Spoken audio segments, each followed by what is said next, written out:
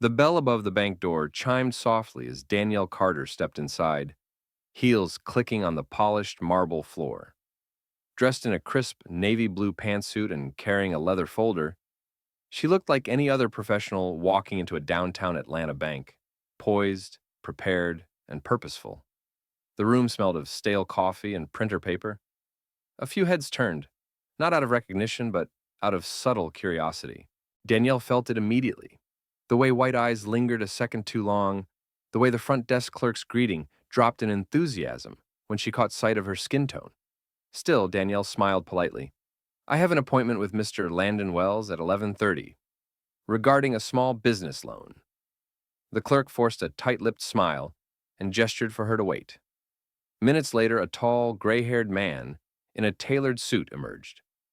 Landon Wells, regional bank manager for Dominion Trust.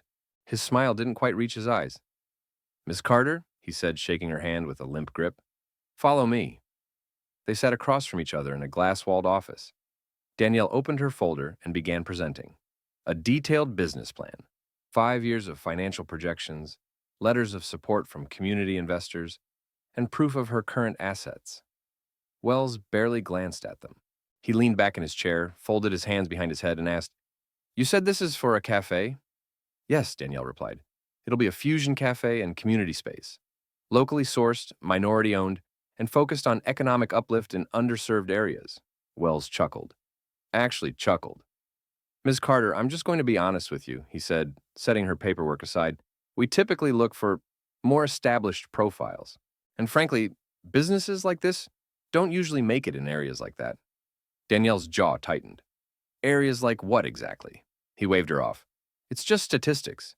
You seem ambitious, but this is a high-risk loan. We have to be realistic. Danielle stared at him. He didn't ask about her credit score.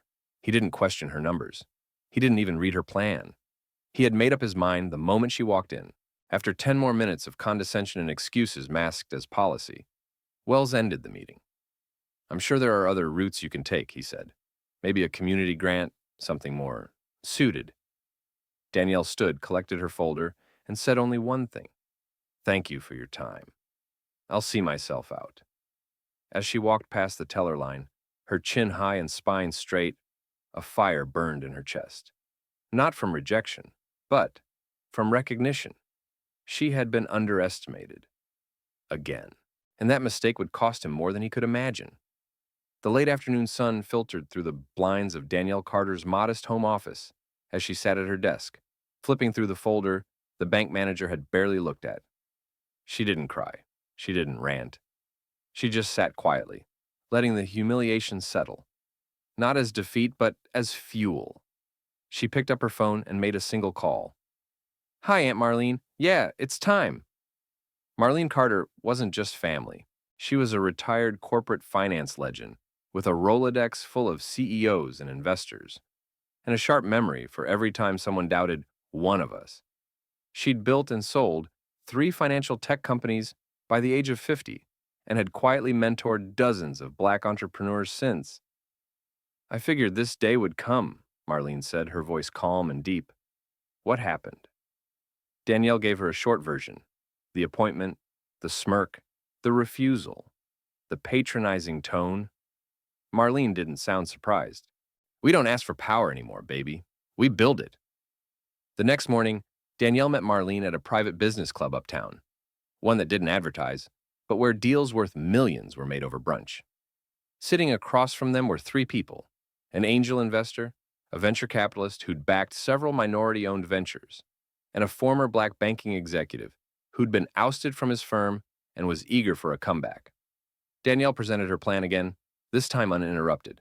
They didn't just listen, they leaned in. By the end of the lunch, she had verbal commitments for more than half of her initial funding needs. But it wasn't just for the cafe anymore. It was for everything. She wanted to launch a multi-business community hub, cafe, co-working space, financial literacy workshops, and a microloan program for local women entrepreneurs. And she needed a banking partner. That night, Marlene brought up something radical. What if, she said casually, we bought the bank? Danielle blinked. Excuse me? You heard me. That chain's been losing market share for years. And that particular branch, It's a financial ghost town. If we build the right coalition and apply pressure to the board, we can make a quiet acquisition before they know what hit them. Danielle's mind raced. Buying a bank? The very one that humiliated her? She exhaled. Let's do it. The revenge wasn't going to be loud. It was going to be legal, strategic, and complete. 2 weeks later, inside the Dominion Trust headquarters, rumors swirled. A quiet offer had been submitted to acquire one of their underperforming branches, the same one where Danielle had been denied.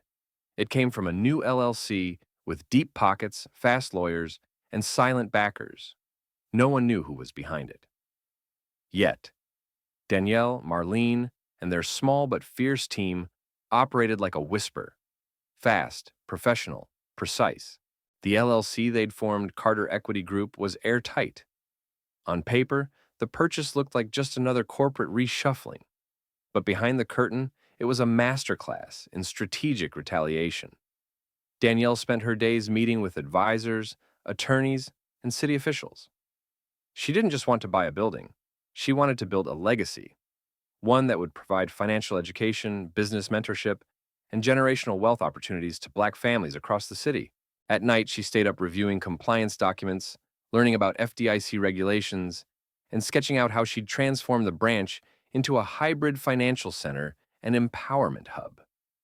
Meanwhile, Landon Wells, the smug bank manager who had dismissed her, remained unaware. He'd heard rumors of a possible closure or merger, but shrugged them off, until he got an email titled, Mandatory Staff Meeting, New Ownership Transition. He blinked at it. Ownership transition? He muttered aloud. What the hell? Across town, Danielle was already preparing her remarks. The ink had dried. The acquisition was final. The paperwork had been submitted to the press, embargoed until the next morning. But by then, Landon and everyone else at the branch would know exactly who their new boss was. Danielle Carter hadn't just walked out of the bank that day with rejection. She walked out with motivation and a plan. And now, she was walking back in, through the front doors, not as a client, but as the owner. Monday morning dawned calm, but inside the Dominion Trust branch, tension crackled like static. Employees stood clustered near the break room, whispering nervously. A few had already heard from downtown. The branch had been sold, but no one knew to whom or what it meant for their jobs. Landon Wells paced in his office, rereading the memo about the transition in leadership for the 5th time.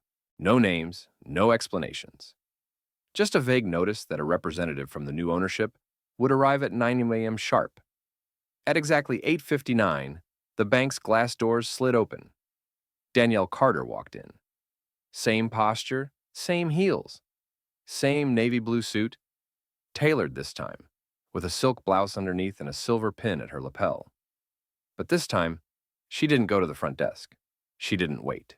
She walked straight past the teller line, past the curious stares, past the manager's office, and into the center of the room.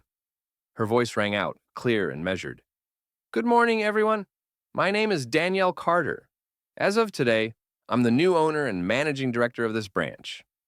You could have heard a pen drop. All eyes turned to Landon, who stepped out of his office slowly, confusion flickering into disbelief. You're what? He asked, his voice sharp with incredulity. Danielle turned to him and smiled. I believe we've met. He went pale. I thought you were a woman looking for a loan? She finished for him. Yes, that was me.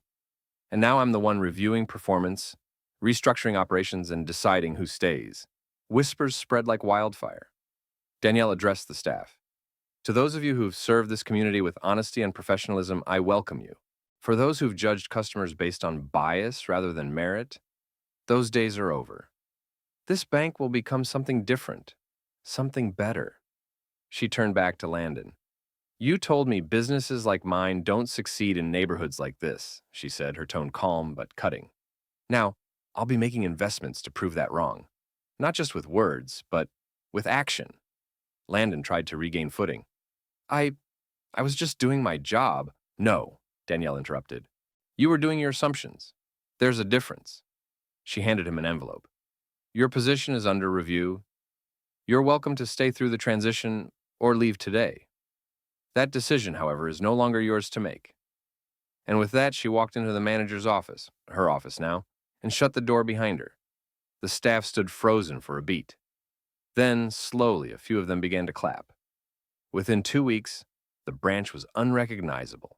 The cold gray walls had been replaced with warm tones and local artwork. Gone were the stiff leather chairs and frosted glass dividers. In their place, open seating, plants, and a welcoming front desk staffed by people who actually smiled.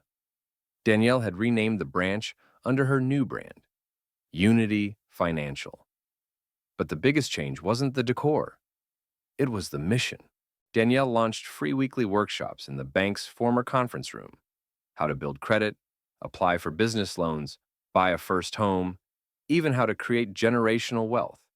She invited local experts, accountants, lawyers, entrepreneurs, to teach. The events were packed. Word spread fast. A once ignored part of the city began buzzing with energy. On Thursdays, the bank stayed open late for Small Biz Night, where new business owners could pitch their ideas to real investors and receive microloans directly through Unity. Several of the businesses were owned by women, immigrants, and formerly incarcerated people. Individuals traditional banks had long excluded. City officials began to take notice. Local newspapers ran features on Danielle and her team. One headline read, "From Denied to Director: How One Woman is Rewriting the Rules of Banking." Even customers who'd once hesitated to enter the branch now walked in confidently, welcomed with dignity and respect. And as for the staff, Danielle kept the most of them, but required everyone to complete mandatory training in equity and community service. Some adapted, others left. A few apologized privately for the culture that had been allowed to thrive under Landon Wells' watch. And Landon himself? He stayed on for exactly 1 week, sulking, avoiding eye contact, drowning in the awkwardness of no longer being in control. When he finally resigned, Danielle didn't gloat. She simply signed his paperwork, thanked him, and wished him well. Because the point wasn't revenge, it was redesign. This wasn't about proving one man wrong, it was about proving a whole system could be made right. Success has a way of making people uncomfortable, especially when it comes from the wrong hands. As Unity Financial flourished, the larger banks downtown began to feel the tremors. They weren't just losing customers, they were losing relevance. Behind closed doors, executives dismissed Danielle as a lucky activist with a checkbook. But internally, their reports told a different story. Unity had become one of the most talked about institutions in the region. And it wasn't just about numbers, it was about trust. People believed in her. So, the backlash began. Whispers of her being unqualified circulated online. A local radio host questioned whether Unity's microloan model was fiscally responsible, despite its success rate. Anonymous complaints were filed to the state's financial board about her rapid acquisition tactics, trying to paint her as reckless. But Danielle was ready. She responded not with anger, but transparency. She held a press conference outside the very bank that once rejected her, flanked by her legal team, her board of advisors, and most powerfully, members of the community. Beside her stood a single mother who had opened her first daycare with a Unity loan, a formerly incarcerated man who now ran a landscaping business employing 5 people, a high school senior who had learned about credit and financial literacy in a Unity workshop and started saving for college. Each of them spoke. None of them needed notes. Danielle closed the conference with a single statement. This institution was not built to impress the old guard. It was built to serve the new one. That afternoon, a clip of her speech went viral. Celebrities shared it. Financial influencers praised her transparency. Community leaders doubled down in support. Even some former critics quietly reached out asking how they could help. The attacks slowed. Unity. Financial wasn't just surviving. It was leading. And Danielle? She hadn't just bought a building or fixed a branch. She had changed a conversation. 2 months to the day since Danielle Carter first stepped into Dominion Trust and was denied a loan, she stood beneath the soaring dome of City Hall, surrounded by a sea of applause. The mayor had just finished reading her name aloud as the recipient of the City Legacy Award, given each year to a person whose work had fundamentally transformed lives. Cameras flashed, journalists leaned forward in their chairs, local television crews broadcast the ceremony live. Danielle walked to the podium slowly, every step measured, not in pride, but in presence. She wore a fitted emerald green suit that shimmered under the lights. Her speech was written, but she didn't read it. She spoke from her soul. I was told once, not that long ago, that people like me shouldn't expect much from places like this, she began, her voice steady, echoing through the chamber. I was told I was too much of a risk, that my vision wouldn't work, that my ideas didn't belong in certain neighborhoods. A pause. I wasn't angry, I was motivated. She smiled. I didn't buy a bank to prove a point. I bought a bank to open doors that should have never been closed in the first place. The audience erupted. At the edge of the crowd, Landon Wells sat stiffly in the back row, having accepted the mayor's invitation. Maybe out of guilt, maybe out of curiosity. He watched as everyone around him stood to their feet. He didn't. Danielle glanced his way only once. She didn't nod. She didn't gloat. She forgave him, silently. After the ceremony, a line formed just to shake her hand. Young girls told her they wanted to be bankers someday. Parents thanked her for teaching their kids about money. Business owners handed her small, handwritten notes of gratitude. As the lights dimmed and the building emptied, Danielle stood quietly near the exit, taking it all in. Marlene came up beside her. "You did it, baby," she whispered. "No," Danielle said softly. "We did." From rejected to respected. From mocked to magnified. Danielle Carter had rewritten not just her own story, but the narrative of what leadership, ownership, and community power could look like. And she was just getting started.